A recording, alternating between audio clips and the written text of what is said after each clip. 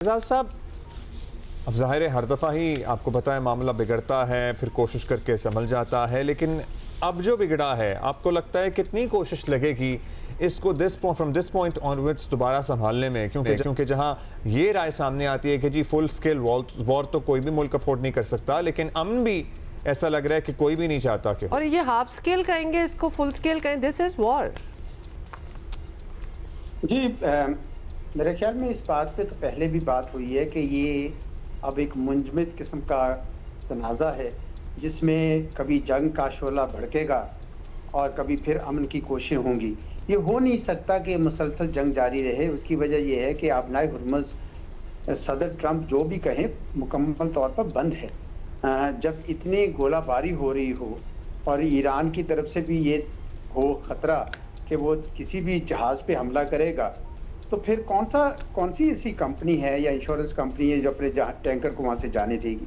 इस वजह से मुझे लगता है कि वहाँ पे काफ़ी यानी अब एक किस्म का स्ट्रेट ऑफ हॉर्मुज़ जो है, अब नाए हॉर्मुज़ जो है वो क्या कहते हैं पावर कंटेस्टेशन का मरकज़ बन गई है। यानी एक किस्म का दोनों अपने मसल को दोबारा से टेस्ट कर रहे हैं। अमरीकी चाहते हैं कि ये खुला रहे और ईरानी कहते हैं कि जनाब खुला तो रह सकता है लेकिन हम फैसला करेंगे, आप नहीं करेंगे। गोया ये बिल्कुल ज़ीरो सम है और इसके लिए यकीनन अब बहुत ज़्यादा मेहनत से कोशिश करनी पड़ेगी जिन्होंने अमन करना है, या मीडिएटर्स हैं या इवन दूसरे भी हैं, क्योंकि ये सूरत हाल भी ज़्यादा देर नहीं रह सकती है। तो एजाज चौधरी साहब, यू वेरी राइट कि सूरत हाल ज़्यादा देर नहीं रह सकती, लेकिन आधे से ज़्यादा साल गुजर भी गया है इसी सूरत हाल में। इसलिए हमारे लिए इमेजिन करना कि मज़ीद ये पूरा साल इसमें गुजर जाए ये इतना मुश्किल नहीं होगा। It can happen that way as well. Having said that, वो आप कह रहे हैं कि मतलब बातचीत जो है वो भी चलती रहनी चाहिए। अब ये MOU के सारे नुकात ये हुर्मुज़ वाले ही तो थे, इन्हीं पे तो बातचीत हो रही थी। अब one thing at a time, मतलब जब बातचीत चल रही है तो आप अपने हमले जो है उनको रोकें, या आप हमले कर लें और बातचीत रोक दें। ये साइड बाय साइड दोनों चीज़ों का चलना इज़ स्लाइटली स्ट्रेंज। और ये हमले भी ये फुल ऑन स्केल पे हो रहे हैं, साथ इनकी धमकियां भी जा रही हैं, स्टेटमेंट्स भी दिए जा रहे हैं। ये कोई ढकी छुपी बात नहीं हो रही। एक जगह फुल ऑन वॉर ही चल रही है और दूसरी जगह मुज़ाकरात की बातें, कुछ कोशिशें भी चल रही हैं। ईरान का ये ख्याल है कि ये स्ट्रेट ऑफ हॉर्मुज़ जो है इस पे अगर इसका कंट्रोल बरकरार रहता है तो मुस्तकबिल में जो भी मुआहिदा होगा उसमें इसकी ईरान की इजारादारी या समझ लें इसकी सॉवरेनिटी इस स्टेट के ऊपर मान ली जाए। बस ये उसका एक मरकजी नुक्ता है, क्योंकि यही उनके पास एक वाहिद लेवरेज है जो उनके पास है। याद रखें कि ईरान का ये ख्याल है कि अगर स्ट्रेट ऑफ हॉर्मुज़ पे उसकी लेवरेज रहती है तो उससे फिर बाकी सारे नुकात MOU के अब मनवाना ज़्यादा आसान हो जाएगा।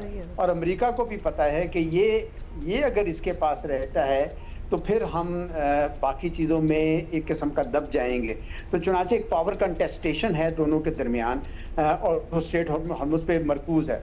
मैं इसलिए कह रहा हूँ कि ये हमेशा नहीं रह सकता है कि जंग और अमन की दोनों चलते रहेंगे। आप देख लीजिएगा अभी बहुत भड़की हुई है इस वक्त जंग, लेकिन ये जल्दी बातचीत जो है वो शुरू हो जाएगी। अच्छा, कब तक ये मामला इसी तरह चल सकता है? क्योंकि जहां हम देख रहे हैं दुनिया का नुकसान होता है, स्ट्रेट ऑफ हॉर्मुज़ जब बंद होता है तो ईरान का तेल भी तो वहां से नहीं गुजर पाता ना। जहां ईरान के पास ये लेवरेज था वहां अमरीकी नेवल ब्लॉकेट ने भी ईरान के लिए तमाम रास्ते बंद किए हुए थे। सो ईरान के लिए भी मसाइल हैं और दुनिया के लिए भी मसाइल हैं। सो क्या ये असहाब की जो जंग है इसमें अल्टीमेटली कौन आपको फातेह नज़र आ रहा है? और इससे पहले जो मुआहिदा हुआ था उसमें Iran gained much more than the US। पूरी दुनिया इस बात की मुतरफ थी, लेकिन फिर दोबारा जंग के शोले भड़कना शुरू हो गए। मेरा अपना ये व्यू रहा है, मैंने इसका इजहार भी किया है कि इस दफ़ा कम अज़ कम ईरान ने ओवर प्ले किया है अपने हाथ को। मैं आपके प्रोग्राम में भी शायद कह चुका हूँ कि बाकी जो इनको अमन का इनाम इस वक्त ईरान को मिलता, लेकिन सैंक्शंस उठ रही थी, उसका तेल बिकना शुरू हो गया था। ईरान की दुनिया से एक सिंपैथी भी आ रही थी, सपोर्ट भी अमेरिका को कोई नहीं मिल रही थी। जी, इसराइल जो है वो अमेरिका से दूर हो रहा था, अब दोबारा इसराइल अमेरिका के करीब आ गया है, नेटो की सपोर्ट भी आ रही है। चौधरी साहब, तो फिर ये हो तो रहा है, और ये you right, we spoke about this पहले भी, पिछले हफ्ते भी हमने ये बात की थी। बात ये है कि अगर ये आप और हम इधर बैठे हो ये रियलाइज कर रहे हैं, तो क्या ईरान में कोई रियलाइज नहीं कर रहा? And that brings us to the question कि वहाँ who is making all these decisions? ये to see it how it is कि हमने कितने गेन्स कर लिए हैं और हमारी एक अपर हैंड है ईरान में, उनको ये बात नज़र नहीं आई कि दोबारा से ये सिलसिला शुरू हो गया, विच ऑल्सो शोज यू कि कोई ना कोई तो वहाँ भी डिसहार्मनी है। They are not really all on the same page. जी, किसी भी मुल्क की तरह वहाँ पे भी पावर प्ले चलता है, और चूंकि IRGC यानी पासदारान इनकलाब इस्लामी, उनका ख्याल है कि जंग तो उन्होंने जीती है, तो दे आर कॉलिंग शॉट्स और वही कर सकते हैं ना हमला, जबकि अमन की कोशिशें तो उनकी सियासी क़यादत कर रही है। तो मुझे ये लगता है कि IRGC जो है वो ये मतलब काफ़ी ओवर कॉन्फिडेंट हो गई है। उसका ख्याल है कि वो स्ट्रेट ऑफ हॉर्मुज़ को कम से कम अपने पास से नहीं निकलने देंगे, लेकिन बजाय स्ट्रेट ऑफ हॉर्मुज़ बजाते खुद तो कोई ऑब्जेक्टिव या गोल नहीं होना चाहिए ना। असल चीज़ तो ईरान को ये देखना है कि एक जो बड़ी सूरत हाल खित्ते की बनेगी वो उसके हक में जाए, यानी अमेरिका खित्ते से आहिस्ता आहिस्ता दूर होता जा रहा है, खलीजी रियासतें इनके करीब आती जा रही हैं, एक नया सिक्योरिटी आर्किटेक्चर की बात हो रही है, उनका अपना तेल बिकना शुरू हो गया है, उनकी अपनी इक्तसादी पाबंदियां हट रही हैं। ये बड़ा इनाम था। तो मैं तो पहले भी ये कई बार कह चुका हूँ, मुझे पता है मैंने कहीं एक दो जगह पे कहा तो कुछ लोगों ने बड़ा क्रिटिसाइज किया। वो समझते हैं कि नहीं, अब हर चीज़ ईरान के हक में जानी चाहिए। ईरान का मेरा तो ये ख्याल था कि मुख्तलिफ जहाज़ों पर हमले नहीं करने चाहिए। अब सऊदी अरब के जहाज़ पे हमला किया, कतर के जहाज़ पे हमला किया, अभी कब्रस पे किया है, पहले सिंगापुर पे किया, जो गोया पूरी दुनिया को क्या दुश्मन बनाना है।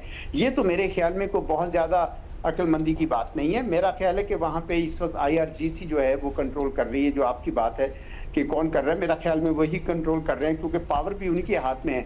लेकिन सियासी क़यादत को भी इस पर अमल यानी करना पड़ता। देखें, अभी ओमान जब ये गए थे ईरान के वज़ीर ख़ारजा, वहाँ यही बात हुई थी कि दो चैनल्स हैं, एक जो ईरान के पानियों में से, एक ओमान के पानियों में से। अगर ये कह सके, पानी तो वैसे वो फ्री इंटरनेशनल वे है, और बैनुल अक़वामी मुआहदे को यानी UNCLOS को, United Nation conference on the law of the seas को, दोनों अपनी अपनी मर्जी से इंटरप्रेट कर रहे हैं ना। जी जी, क्योंकि उसमें पैरा 5 ऑफ MOU में लिखा हुआ है कि आपने इंटरनेशनल लॉ के मुताबिक होना है। अब इंटरनेशनल लॉ में अमेरिका ने तो UNCLOS को ना साइन किया ना रेटिफाई किया है, ईरान ने साइन किया लेकिन रेटिफाई नहीं किया है, ओमान ने दोनों काम किए। तो ओमान उनको ये मशवरा दे रहा है कि दो चैनल्स हैं, एक ओमान वाला चैनल, एक ईरान वाला चैनल। आप अपने वाले चैनल पे असर्ट करें, आप दूसरे वाले पे क्यों करते हैं? और ये तो, लेकिन ईरान नहीं मान रहा इस बात। इसका मतलब है कि ओवर प्ले कर रहा है अपने हाथ को।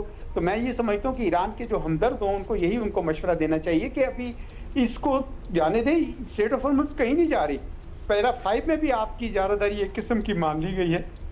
तो मुझे तो यही लग रहा है जी, सूरत हाल के ईरान की तरफ से इस मामले में थोड़ा सा अब, और मुझे यकीन है कि दोबारा ये पीस एफर्ट्स होंगी और आप देखेंगे कि दोबारा इसके ऊपर एक सीज फायर सा हो जाएगा।